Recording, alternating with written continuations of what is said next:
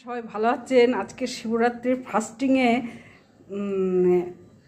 আজকে রাত্রিবেলা লাগবে, কিন্তু এখন থেকে নিরামিষ খেতে হবে। আর শিবরাত্রি এইসব খাওয়া সব থেকে ভালো। এই যে বেলপানা, বেল আমি জল দিয়ে চটকে ছেঁকে নিয়েছি, তাতে চিনি, নারকেল, কলা আর এই দুধের অ্যালমন্ড আছে, এইটা মেশিনে পেস্ট করে এতে ঢালবো। আর এই সাবু মাখা, সাবুতেও কলা, সন্দেশ, এই চিনি, এই নারকেল কোড়া, সাবু দিয়েছি। আর এই বেলের পানাতে একটু এইগুলো দেব, আর সাবু মাখাতেও একটু এইগুলো দেবো। কালারিং দেখতেও ভাল লাগবে, আর এর সঙ্গে ফ্রুটসও খাওয়া হয়ে যাবে।